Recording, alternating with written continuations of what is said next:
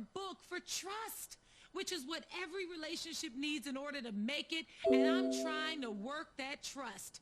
T, talk, communicate, which is what I'm trying to do with you right now. R, release, which means I should be cussing your ass out about this cell phone. U is for understanding, which means you should be understanding why I want the password to your cell phone. S is for submit, I ain't doing that. Phone. S is for submit, I ain't doing that. Phone. S is for submit, I ain't doing that. So,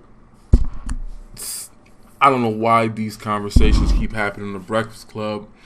It's weird how this one went a little bit different than it normally goes, but Syleena Johnson, and it's funny how like I didn't really want to watch it when I seen it pop up. Like, what's she talking about? But it was some gems in there. But she talked about submission and whatnot, and we're gonna talk about that real quick. You know, it went a little bit different.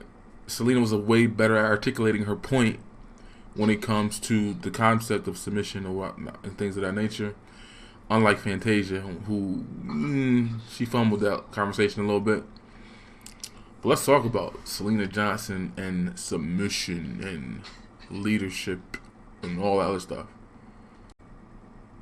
So the conversation was about submission and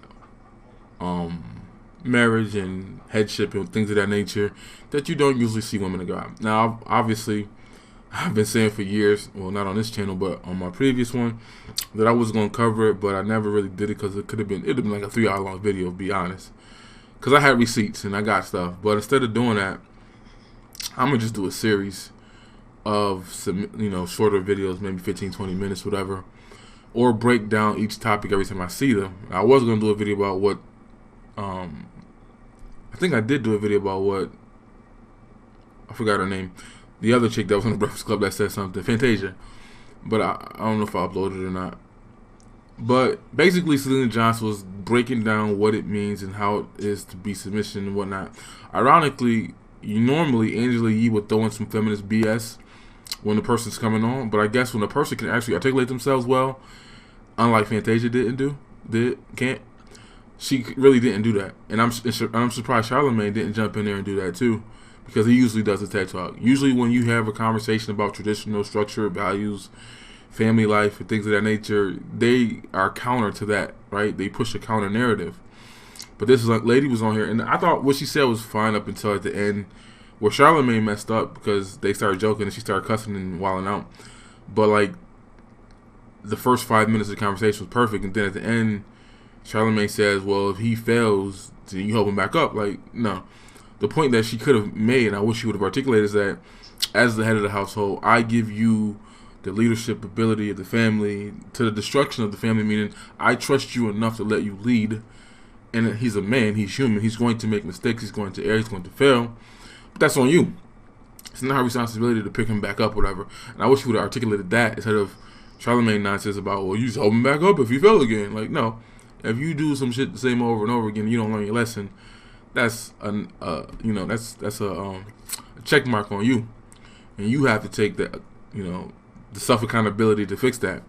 But my problem with this conversation though still stems from the same thing, because even though she said everything eloquently and on point and correct, there was still backlash. There was still, well, we would do it, but, or, and my whole philosophy on this conversation, because I remember a few years ago, the internet went wild when that Negro with the tattoos, apparently Cynthia G's baby daddy, a.k.a. Robert Griffith III, or that Negro with the tattoos, formerly known as, he had did a video, and it had, like, sparked conversation on YouTube about maybe 3-4 years ago now, about submission and roles and all that stuff. And whenever we have this conversation in the black community, I don't think it's an honest conversation, because you usually get two deflections, right? If he does X, Y, Z, then I'll submit and blah, blah, blah, blah, blah. My first question, this will go to the men on the other side of it too, but why are you with men that you cannot submit to? These women say, well, if he did this list of tasks, then I would probably someday in the future submit, right? But that's not how it works. Submission ain't got nothing to do with the man. And that's the funny thing, because women all keep saying, well, if the man, it's either in you or it's not, yo. I'll tell you the story. I remember this sister who I was talking to, just to trigger the colorist chicks. She was a beautiful dark skinned woman, like white, right? And we were talking like, I was working nights at the time. She was working. She just got laid off, whatever. So she was up during the day. When I got home from work, and we would talk while she was out doing her thing, looking for new jobs. We would talk damn near every day for like 2 weeks.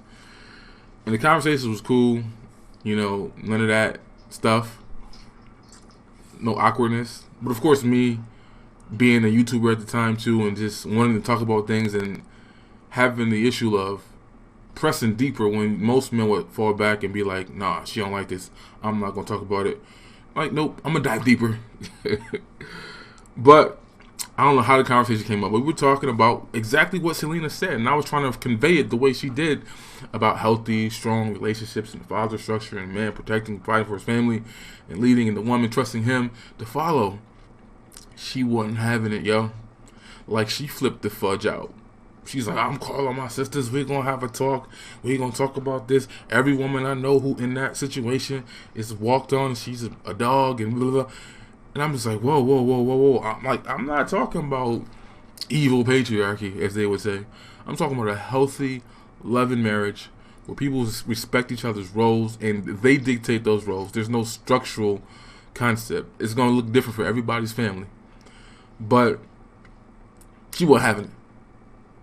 And our conversations got slower after that. Because, of course, I pressed a little bit. And I was trying to show her, like, I tell you, I can do a 3-hour video on the topic of submission alone. Right? I got receipts. So I'm sharing her articles and videos and clips of this, and that, and what it looks like. And, of course, that was not making things any better between us. But, and I never, that's the funny thing, too. I never rendered my opinion or what I wanted or what I was thinking. I was just trying to convey, like, yo, this is what that looks like if it's healthy. So, nonetheless, the conversation gets slower. We don't go hang out and chill. And then, like, this was years ago, so, like, I would whenever there was, like, a free, because we met on Black People Meet, I think, and I would only get it, like, when it was on sale, like, the discount for, like, half price for, like, a month. So I'm like, I sent a notice, you know how they let you know you got messages, but sometimes that should be fake, like, they just be trying to get you signed back up. So I always only do it when it was half price, like $9 for the month. And she sent me a message, and this is like almost 7-8 months after we stopped communicating. I think she's still my friend on Facebook actually, but she does not, like, she's weird. She don't interact and talk on there and do none of that stuff. But it was like the only thing she said to me in the comment section was, "Are you still looking for a submissive woman?"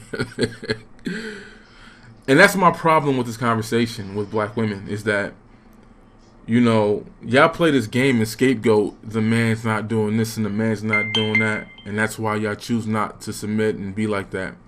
When the reality is, a lot of y'all don't believe in the concept. It's just that simple.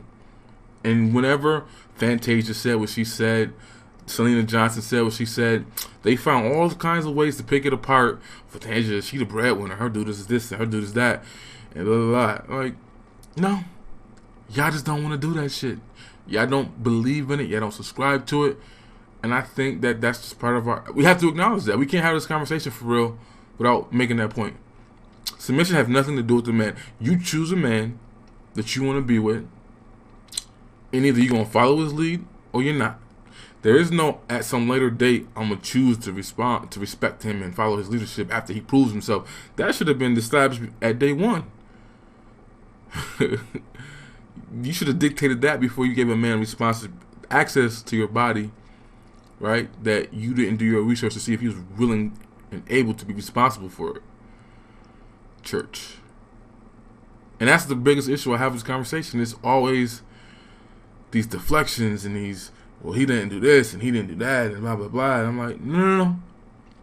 You don't subscribe to it. You don't believe in it. And I know for all the non-magical people, it's a biblical concept, this traditional structure of how the household goes and whatnot. And even when you talk to Black women who claim to be religious, most of them are, identify as Christians, they're the same thing. They'll start taking a Bible verse, and somebody did that in the comment section on Charlamagne's video on Instagram when he posted the clip of her talking about this. Well, I thought submission was mutual. Like, no. There's a whole different verse, paragraph ending that conversation. A whole new conversation starts about the relationship between a man and his God, a man and his wife, and a wife and husband and their children. And in none of those situations is that a mutual submission. The previous context paragraph was about believers being mutually submitting to one another. But a lot of these churches be teaching that shit incorrectly. Because why? They know that women don't want to subscribe to the logic of this thing. S is for cement. I ain't doing that. S is for cement. We got to find that clip. I don't believe the women who say, well, if he was doing ABC, then I would do it. No. That's about you, right? And I'm specifically speaking to women who claim to be of a faith, right? Your text says that a man is supposed to love his wife unconditionally, meaning when the conditions are met, he still loves his wife, right? So you don't get to turn off your submission, though. You don't get to turn off when he does something wrong, because he's a human being. He's going to err. He's going to fail.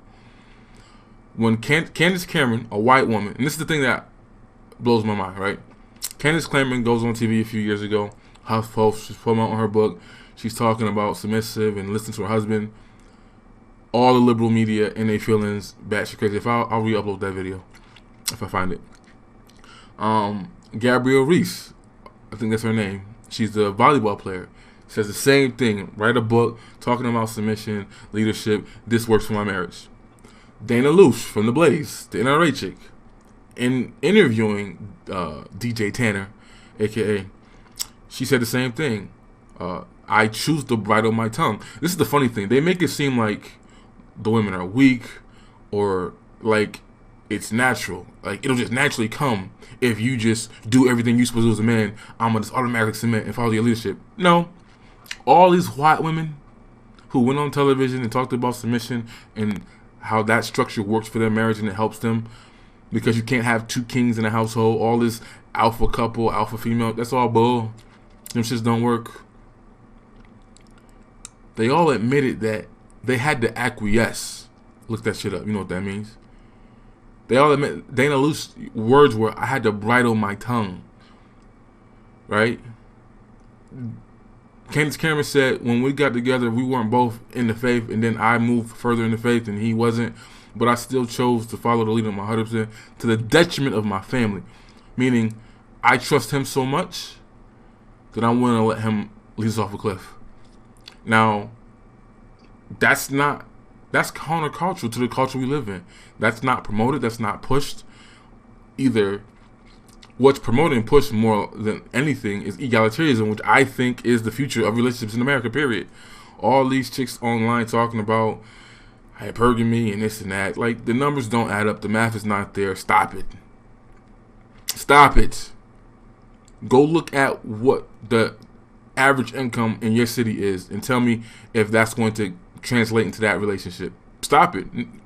Despite who you hop the fence and get with. Come on now. But I'm saying that people are going to expect you to have your shit together. She's going to have her shit together. And you're going to build from there.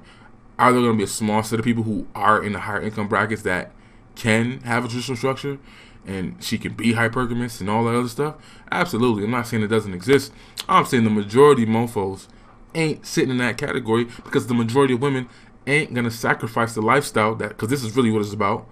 More often than not, many of the women online talking about this, they don't even want kids. So this is about a lifestyle. It's about spending his money and keeping hers. That's a whole different conversation. I got videos coming on all these femininity teachers and at 36 years old want to talk about hypergamy and all of the nonsense, as if men aren't watching the same videos that y'all talking about. You don't just turn that off. Like, that's who you are already. And then when you do articulate it, men can see when it's fake. Different video, different conversation. But back to the submission conversation. If you read the text, and the non-magical people can go somewhere, he said in the beginning, he said, "And to the woman I will increase your praying and your desire to rule over your husband," right? Like, that was supposed to be the curse in the fall of mankind, right? That women would have pain in birth, men would have to toil and work for, and women would have a desire to rule over their husband, but they're not supposed to. And I think that in reality, what more group of women have that desire to rule over the men?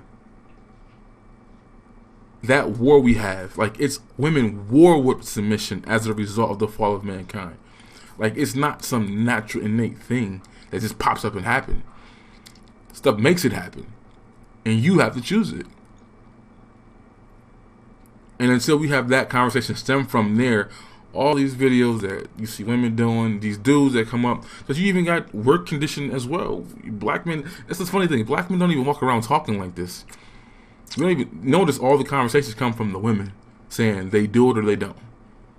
Men don't walk around beating their chest talking about my wife submits to me and she does this, this, and that, and blah, blah, blah. That's not even a bag. Like, you're not even going to win with that argument. The women are always the ones talking about that. So, but, because one of the comments on Instagram, Charlamagne's video was like, somebody sent me a message on IG.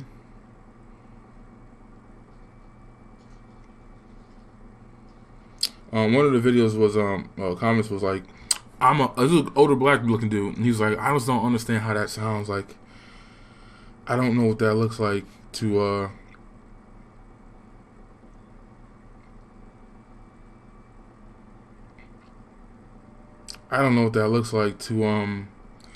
ask a woman for submission. Like, that doesn't even sound right. That looks weird, blah, blah, blah, blah, blah. And I'm just like, first of all, my God, you don't ask a woman to be submissive. Like, that's not how this shit works. It ain't about you. A woman being submissive is her trusting in your leadership. That's something she does because she believes in you. And it has to already be in her to want to do that. And like I said, the story I gave about the black woman before, that's not in her. She doesn't believe in that. She doesn't subscribe to that world. No matter if you out there busting your ass being a provider and this and that, that's not her worldview. And another thing, I know a lot of women talk about struggle love and leveling up and this and that. No more. We're done. Divesting. Likewise, black men should do the same thing.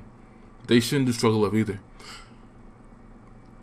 The same way the black man's economic situation in America, or his lack of building things to promote you and all this other stuff, it's not an excuse for black men to not be where they should be. So is the struggles and the hurts and the pains and the past things that y'all went through that got y'all looking evil and bitter in the Colorist Chicks comment section or Paris's comment sections. Like, their comment sections are toxic as fuck. Just go read them. Don't even listen to the video. Just read the comment sections of the Colorist Chicks channel. Right? It's a lot of bitter, hurt women up in there. And I don't see... I lost my train of thought. I don't see how they think that those reactions is going to give them what they want either. That's a different conversation as well. But, yeah. A lot of women do not believe in it, and a lot of black women don't believe in the concept of submission. What Syleena was saying, it's like, even when Fantasia was talking, I didn't like when she's like, well, the man is the neck and the head and this and that. Like, no, it's not all that deep. If a man is providing and leading and doing the things he's supposed to do for his household, there's something that comes with it. It's not out the kindness of his heart. There's a trade-off. There's a value in having that position. And some of y'all want men to, like, be henpecked husbands or on-point simps where, yeah, they out there providing and doing X, Y, Z, but then you still run the show. Like, nah. That ain't flying for some dudes. They want something for doing what they're doing. Like, it's not innate to him. It's not natural to him. There's a benefit from it. When you listen to some of these color chicks and these women online talking about, oh, they just do it naturally. Because I got a video I'm going to talk about how the one chick's talking about men just do things just because, and they don't need anything in return. Like, that's not, like, that's silliness. You know damn well we are human beings. We do things with intentions. Whether small or big, we want some gratification from it in some way, shape, or form. People don't just do that shit in a vacuum just because. There's value in doing it. There's something he's getting out of it. And I don't think sisters want to comprehend that online. But I'm going to try to, I don't know if I'm going to just leave this clip like this, but I really do want to make series and give examples of what I'm talking about. And break that down deep, because I've presented this argument a lot. People don't want to acknowledge it, but like, yo, just be honest about it. A lot of women don't believe in it. The sisters that I was talking to, She did not believe it, and to the point where it stopped her from talking to me. And we literally talked every day about a lot of stuff, and there was no issues. But when this conversation came up, she got in her feelings. Oh, the point I was trying to make that I forgot was about the struggle love thing. It's like dealing with women who are broken and have had bad relationships and all that trauma and all that hardness. Because I was listening to another YouTuber say something too about black men need to be patient and let them take their time. Well, if you're telling black men that you don't have time for the wait to get their shit together or the wait to be where they need to be at, why would he wait to deal with that? Like, that shit is not easy. Dealing with a broken woman, dealing with a woman with all this baggage and wants you to jump through all these hoops, emotional, when you can meet someone who's healthy, did the work, got some therapy, you know what I mean? Like, that ain't it. Like, that shit is hard. And yes, black men and black women love each other. It's difficult. There's a lot of shit on both sides that is a problem. But if women are saying, we don't have to deal with the shit y'all go through, and we got time, you know what I mean? Our eggs expire 35, 40. We need to settle down and do our shit by then. I totally understand that. But likewise, when a man does have his shit together and he's ready to settle down and start a family, he ain't got time to be dealing with all the bull either. Right? No struggle love for us either, right? But yeah. I'm gonna see if I can find the clips because I got a lot to talk about this topic. I think everything she said in the video was good. And it's like, I'm surprised that the Breakfast Club didn't try to like do their thing that they usually do, because every other time this conversation comes up, they do it.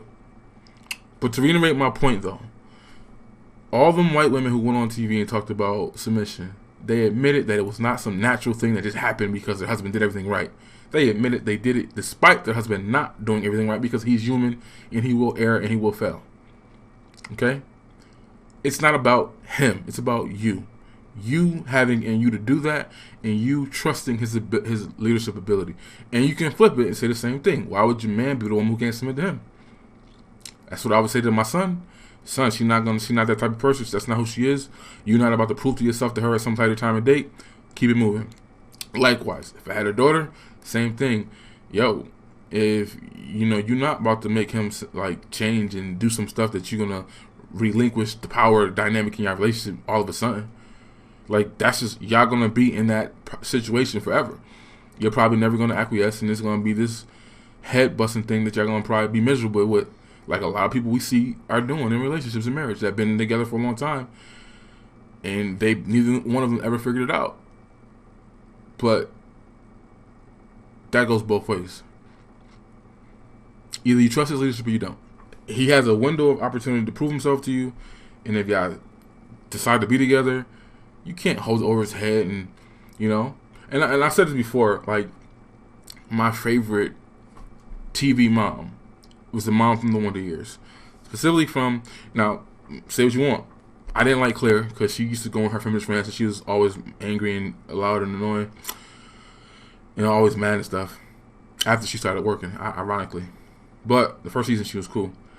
But even if you look at, contrast Claire and then contrast the mom from Everybody Hates Chris to the mom from The Wonder Years, right?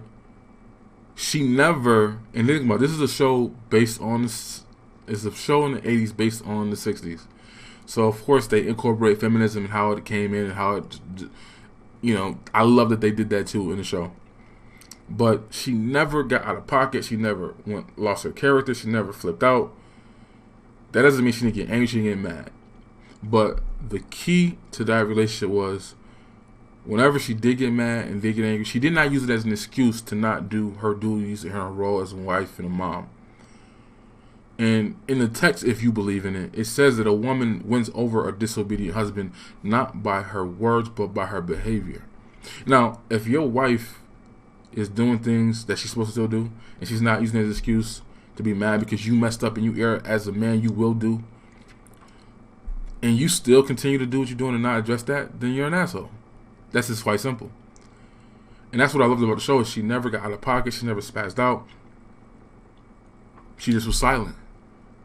And then her husband and her son, like, yo, mom's not happy. Mom's not cool. So we need to change this and get this right so that she can be happy again, because we don't want to hurt her. That's deep. That's my video. I'm out. Tall and athletic, you're the perfect couple. And I'm like, and that's what makes the marriage work. You know, it's like, come on, people. It's still about communication. It's still about, you have to be attracted to your partner, you know, and right? I mean, it's 17 years, you're waking up with the same person. In my house, that there is a very old-fashioned dynamic in that within the four walls of our home, I'm clearly the female, Laird's clearly the male. I'm willing and I choose to serve the family, which means dinner and laundry and organizing his schedule as well as my schedule and other things. And I'm choosing this because there's something in this that it works well for us, because with Laird's strengths and my strengths, we can figure out how to complement each other. I've chosen to be a wife. I've chosen to be a mother. I've chosen to continue working. I've chosen to try to keep my house in a certain order. If you want to have that dynamic where your guy isn't like your chick, guess what? You better give him some love. I think the language that men understand and they receive is through food and through sex. You about the whole Marie Claire dust up. I saw that happen. I thought the way that you explained that in the Huffington Post interview was brilliant, really. I mean, it's great because you defined it very well, and that's kind of, I mean, frankly, that's an issue that a lot of Christian women struggle with. They don't know. They're not used to answering it and being put on the spot like that. Right. And the way that Marie Claire went after you, it made me mad when I saw that, because I'm like, no, what she said was truth now, and you said it's meekness, not weakness, and then you tweeted the photo of you showing off a killer bicep. I did. Did that surprise you, that controversy? I almost thought that Marie Claire tweet was a fake. I was like, really? Like, really? They're tweeting this out? Okay. It did take me by surprise. I didn't know that out of my whole book, which is about balance, they were going to take that, you know, a sentence out of there, and that would be the sentence that would cause the controversy. And, you know, this really came because when I grew in my relationship with God in my early 20s, my husband was the same kind of Christian that I was, meaning had a general belief in God, but not actively pursuing a biblical faith. And so this came off of the verse in the Bible in 1 Peter 3:1 that says, wives likewise be submissive to your own husbands, so that even if they do not obey the word, they without a word may be won by the conduct of their wife. Now, I grabbed onto that verse because my husband wasn't really a believer. And so I went, he can be shown God without my saying a word. And so that's where it all stemmed from, and I started doing Bible studies about being a godly wife and how could I reflect that to my husband without like nagging him all the time or just like throwing up the gospel all the time to him, because you get sick of hearing it. And so and everyone's got to figure it out for themselves. So anyway, that's where it came from. But I learned early on, hey, if I let my man lead and build him up into the man God wants him to become, it was just like, it just made sense, and it just was right. So anyway, I understand. And you didn't look at it from the perspective that my husband is going to act maliciously or lead me astray. And that's what is the big disconnect, because as a person of faith, and it's just as a person with a successful marriage, you're like, now why would my husband be mean to me? That's kind of, no. And it wasn't about ruling over me either. It's like, it just couldn't be farther from the truth. But I think that people hear that word submissive and nobody wants to be told what to do. It's just this. The bridled strength, though, that's true strength. It really is. I loved it's a difficult thing to do, and I mean, I have to work on it every day. As do I. Some days I'm like, Lord, please put a hand over my mouth, because just help me with this. This book is